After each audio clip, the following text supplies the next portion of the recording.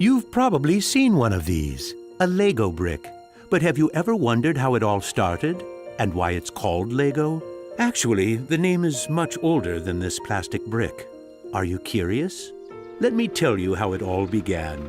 Many years ago, there was a skilled and hard-working carpenter named Ole Kirk Christensen. Ole was a respected carpenter with his own company, but times were hard, so he didn't have much money and had to dismiss his last worker.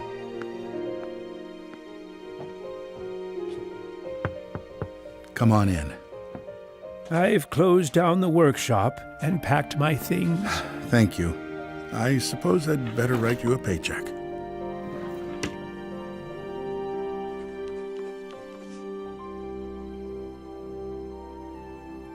Take care.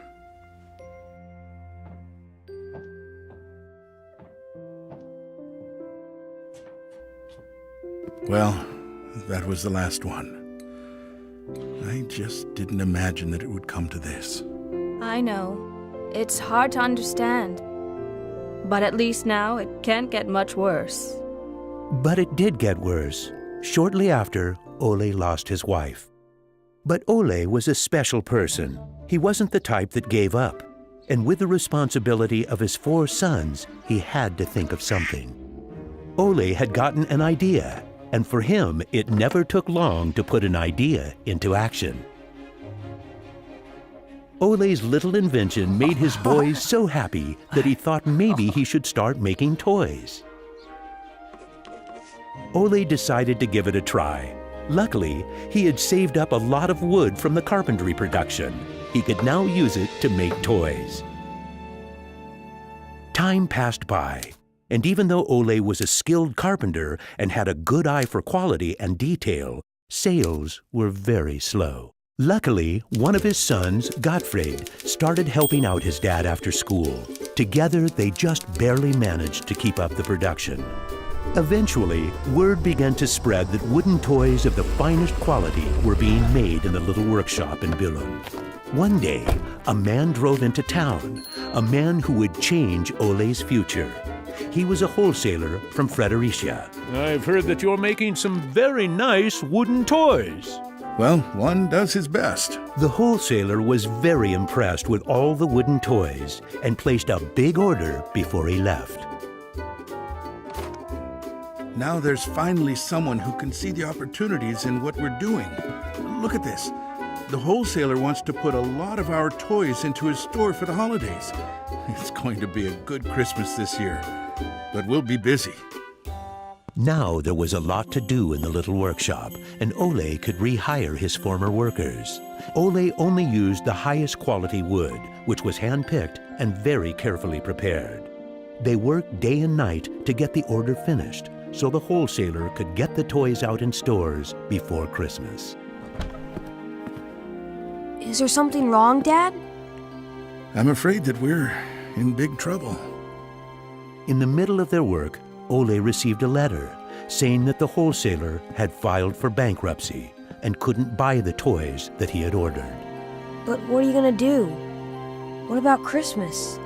Now we can't even afford food? I'll do it. What are you gonna do, Dad? I'll do it myself. I'll drive around selling the toys. There was no time to lose. Ole packed the car with all the toys and drove off. Ole was a very good toy maker, but was not a very good salesman. He didn't like praising himself or talking about how carefully the toys had been made. But he had to keep trying if he was going to sell anything. This is going to be a blast. Is there anything you're interested in? It looks exciting, but I don't have a lot of money right now. Maybe we could trade and call it even. Well, I would prefer money, but... In the end, he succeeded in selling all the toys. He didn't receive as much money as he had hoped, but the family managed, and they had plenty of food for Christmas. Time passed by, but the toys didn't sell as quickly as they had expected. Ole thought perhaps the company needed a good name. What should it be? It has to be a short word. I want it to convey playing well. In Danish, playing well is called leg godt. What should it be? What should it be? Yeah, if only I could get some sort of a sign. Lego. As you can see, Ole himself ended up finding a very suitable name. But what he didn't know was that in Latin, the word Lego means I put together. The name Lego was well received, and the company slowly started to move forward. We have made 3,000 crowns this year, and we have more orders than usual. Did you say 3,000 crowns? Then you need to see what I've been looking at. Even though Gottfried wasn't comfortable spending money on a milling machine, he could see that it was useful and that the quality of the toys improved. Could you finish the last batch and get it ready for shipping? I will. Dad, I've saved a lot of money for the company today. Really? How? I figured we could save money in the lacquer, so I only coated the ducks twice instead of 3 times. You what?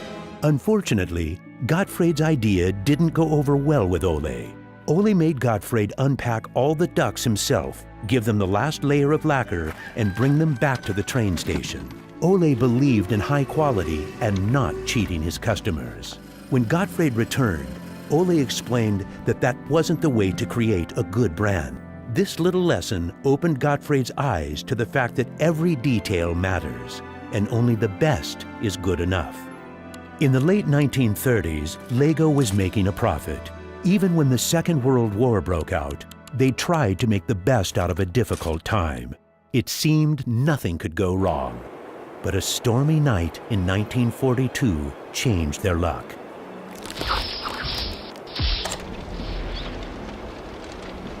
There's a fire! The workshop is on fire! But when the firemen arrived, they were unable to save the workshop. It burned to the ground, and all the drawings and models were destroyed. Ole was beginning to lose hope. All that he had worked for was gone, and he almost lost his company. But being responsible for his children and workers inspired him to rebuild Lego. A new factory was constructed. Soon the production of wooden toys started again. The little company fought its way back into the market. Gradually, the Lego factory began to run smoothly, and Ole started looking for new challenges. One day, he went to Copenhagen to look at a new machine that had just arrived in Denmark. It was a plastic molding machine, and Ole was very excited about it. Should we buy it? It sure is a good bargain, and it will give us a lot of opportunities. Well, it does sound interesting, but it is a lot of money. I'll take that as a yes. When the plastic molding machine finally arrived, Ole started making little plastic teddy bears and rattles. But he still had the plastic bricks that he had received at the fair. There was something about them that he couldn't stop thinking about. And even though no one else could see the potential in them, Ole decided to redesign and put them into production. But it was when Lego first launched the Gray Ferguson tractor that the plastic toys became a success. Unfortunately, the sales were dropping during the summer, and the company had too many toys in stock. This can't be right. Of course our products can be sold the whole year, not only for Christmas. Gottfried decided that he would go out and sell the toys himself. Gottfried brought his wife Edith as company and moral support. If you can't get cash, then we need butter and eggs. Well, it wasn't that bad.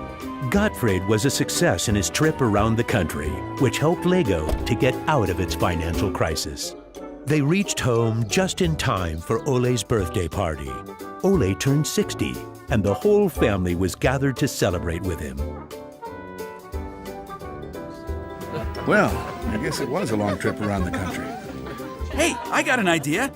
Listen. What about a picture with the 3 generations? Everyone thought that was a good idea, and we were placed on the sofa with all the presents and flowers around us.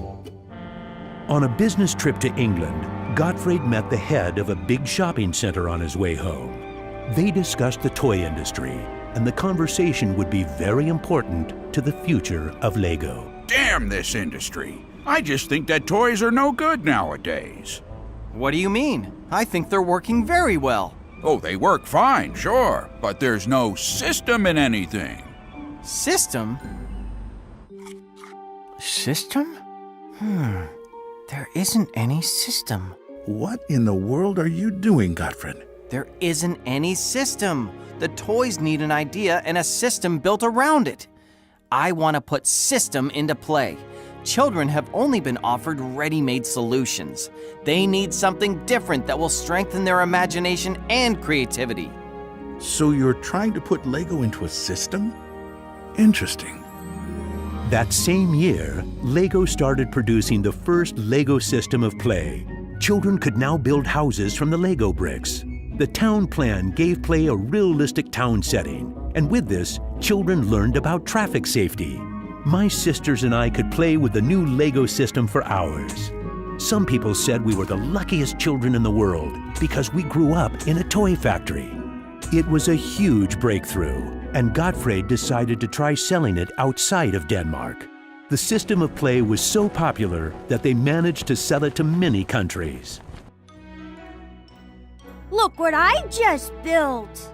That is really nice, Kel. Even though Lego was meant for only building houses, there was still a lot of opportunities. There was just one problem. I can't lift it up. It keeps falling apart. That made Gottfried wonder. He wanted to find a way to make the Lego bricks stick together, but that was easier said than done. Gottfried noticed that the Lego bricks got a better clutch power with tubes inside. Now it was no longer just bricks, but a whole construction system with endless possibilities. This was groundbreaking for the Lego product. With a child's imagination, Lego could be anything in the world, over and over again. The imagination is the limit. Look, Dad! Now I can build everything! Unfortunately, Ole never got to see how successful the little brick actually became. Gottfried was left on his own, and he had to go through another fire at Lego that destroyed most of the wood production. Just like his father, Gottfried knew that he had to try to get the best out of any situation and never give up. Gottfried took the hard times with his head held high. As sales grew, the company also got bigger. He had to think ahead, and he decided not to resume the production of wooden toys and to only focus on the Lego system. It turned out to be a great decision. Many new models were built, and Lego got stronger in the toy industry. Sir, which one of these do you think is the best? That one. Even though it got busier at Lego, Gottfried still had bigger plans. Now he wanted to build an airport, so it would be easier to sell his toys to the whole world. Like father, like son. It didn't take long to put his idea into action. Only 3 years later, Billund Airport was opened. The many guests and business connections who visited the company always wanted to see the modeling department. Gradually, it got so crowded that it was hard for the employees to keep up their work. I think we better wait a while. Gottfried could see that something had to be done. He needed a bigger place to display the Lego models. I don't want to interrupt, so I'll just put this package of our new Lego train on the table. Just put it there. Train? The idea grew quickly from an exhibition room to an amusement park. And then we could have a tower so you could look over the whole park from above, the whole town. It will be a land made out of Lego. Legoland! Well, it looks interesting, but how many visitors are you actually counting on? Well, I guess, 200, 300,000? 300,000!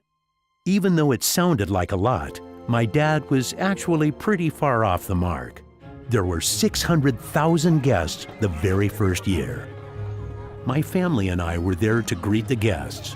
We've kept up this tradition ever since.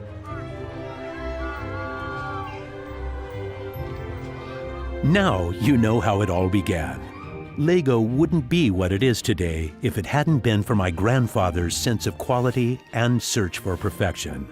My father firmly believed in the endless possibilities of the Lego system. I seek to take the Lego idea even further, encouraging children to explore, experience, and express their own world, a world without limits. And we are still convinced that only the best is good enough, because children deserve the best.